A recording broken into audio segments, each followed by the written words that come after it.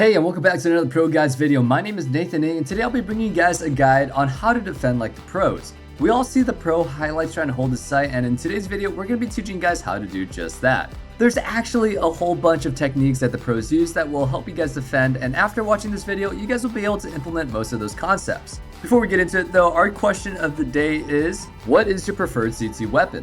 Is it an AWP, an A1S, or an A4, maybe even an MP9? For me personally, it's gotta be the M4A4, but I am trying to get more involved into opping though, because I think it's a really rewarding skill to have.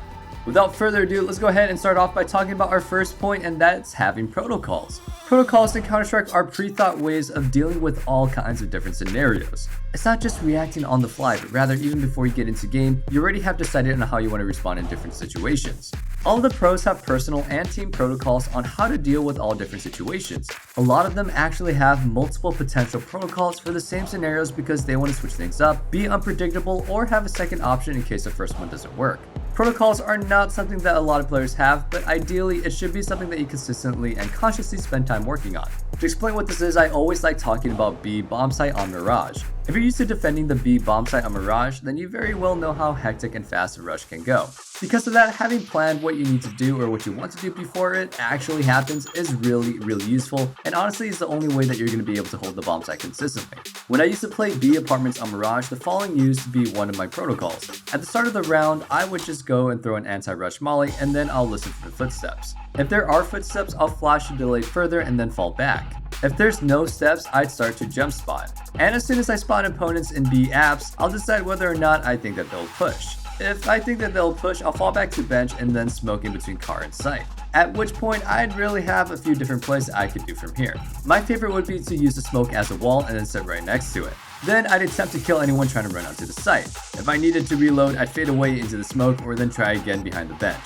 This was just one of the many protocols I had on how to deal and hold B site, and it would always be good for at least 2 kills. As the enemies adapted, I would have to fall back on other protocols. When I spotted any enemies, there would be no panicking because I would always have a plan to fall back on. Aside from this one protocol, I had a bunch more plays and variations that I could use in case that someone would ever want to counter them. It's important to have other protocols for the same play because if they adapt to your playstyle, you can go ahead and confuse them and mix it up. Having solid protocols is not only necessary to having the right reactions when you don't even have time to think about your decisions, it's also an amazing way to get rid of your nerves and truly be confident in your abilities to hold.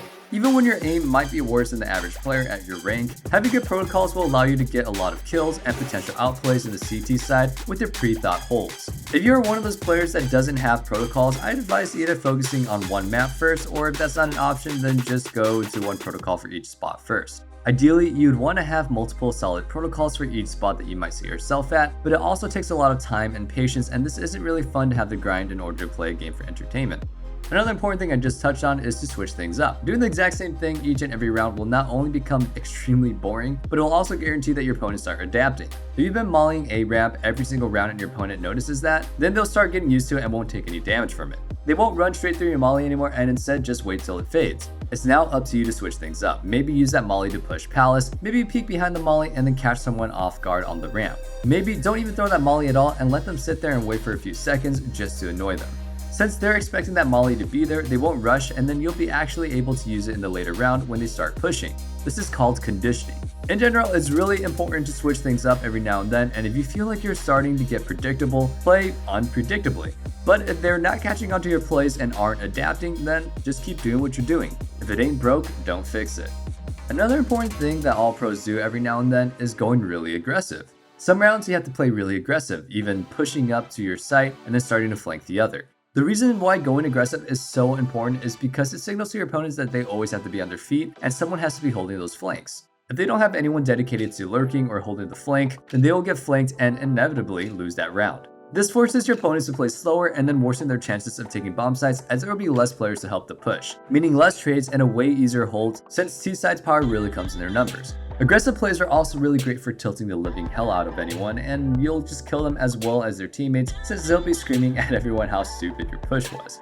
Sometimes, as soon as they start getting used to your aggression, it's best to switch it up and play really passive, going as far as playing for a retake. Your opponents that are used to playing fairly aggressive on site or even pushing are going to start using all of their utility to try to take you on your bomb site. So, well, you just let them have it, but you won't really use any of your utility of your own, and then you just stay alive. Now that you're hopefully in a 5v5 situation or a 5v4 retake, you'll still have a bunch of utility, so all you have to do is really push your opponent's back and then save that utility and defuse the bomb. Retakes usually have a bad reputation as a lot of people have time to set up, but if you have your utility, this makes it a little bit easier. An actual pre-setup retake though is a very winnable one and is something that's definitely worth trying out. The one thing is, if it really tilts your team and you're intelligently deciding to play retake, then you should probably stop. Sure, you might be right, but if it tilts your teammates, then being right is not worth losing. Plus, if your teammates aren't on the same page as you, then this play probably wouldn't really work that well. Something you don't often see happening in a regular matchmaking setup is working together with your teammates, especially in solo queue. On the attacking side, most players now realize that it's not a 1v5, but on the CT side, that's not very much the case yet. The truth is though that playing together is always crucial no matter what side that you're on. If you're playing on default on a Mirage and people are pushing you, all you need is a good flashbang from your teammates and connector and you're good for 2 kills on blinded opponents. Not to mention that your teammates have a second flash. Flashes are really valuable in CS, so don't just throw them away but help your teammates out with them every now and then. By flashing in the air behind your teammate, he won't be blinded, but your enemies will, which should allow them to have an easier time in the gunfighting that they're taking. Aside from using your utility to help your teammates, you should also try holding crossfires to help them. If your teammate is playing close ramp on a Mirage, then you should try to hold palace for him. If it's the other way around, then he's playing on top of the balcony, then you should be covering his ramp. Playing around your teammates doesn't stop there though. You should be constantly communicating how you guys want to play. Maybe you want to peek as soon as your teammate gets contact, maybe you only have a deagle so your teammate should bait you. You should always be thinking about how you can help your teammate and how your teammate can help you. Also, you have to understand when and how to rotate. Knowing when you should and shouldn't rotate is honestly a topic of its own, but you should try getting an understanding of it. We all know that once the bomb gets spotted on the other bomb site, you should definitely rotate. We also know that if there's just one opponent spotted, you're probably fine to delay your rotation out at least a little bit. But in between those two extremes is something that you should play around and see what works best. Something else that has to do with figuring out whether you should rotate is getting information. Playing for information is something that you should occasionally do when you're pushed away to bomb sites and you don't really know what's going to happen. If you don't, you'll grant the terrorist's ability to really play their numbers, and then that's something that you want to avoid if at all possible. Doing a good information play is really difficult and something that you're either going to get shut down for or get timing. Trust me, it's always better than just rolling over and playing without any information whatsoever. The goal of an information play, like the name suggests, well, is to get information. You need information on CT side, especially to have sufficient players at the side that your opponents are trying to attack. Realistically, you shouldn't be able to hold a bomb site with only 1 or 2 players defending it, not against a full 5-man push anyway.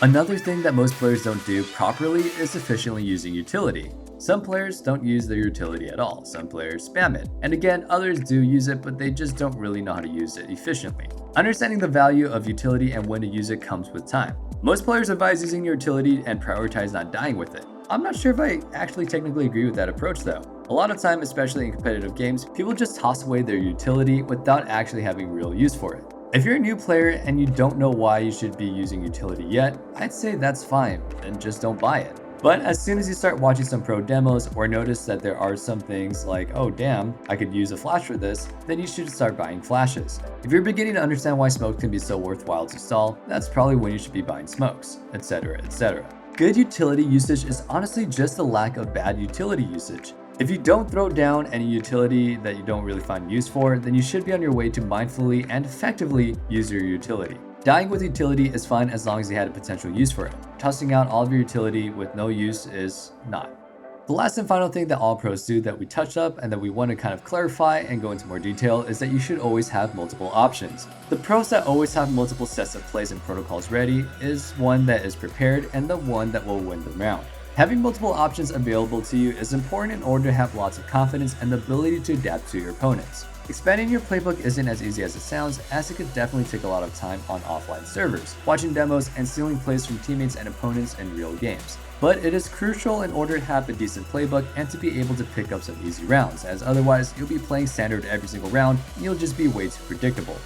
Anyway, that's all we have for now. If you guys did enjoy this video, make sure you guys go ahead and leave a like, comment, and subscribe to this video, and make sure you ring that notification bell to see other videos such as this. Also, make sure to check out ProGuides.com as we have top tier coaches just for you, and if coaching isn't really your thing and you want to just listen to a class instead, or just watch a video, then we have a master course by Simple himself. And with all that being said, I hope you guys stay safe, stay healthy, and have a wonderful day. Best of luck improving. Peace.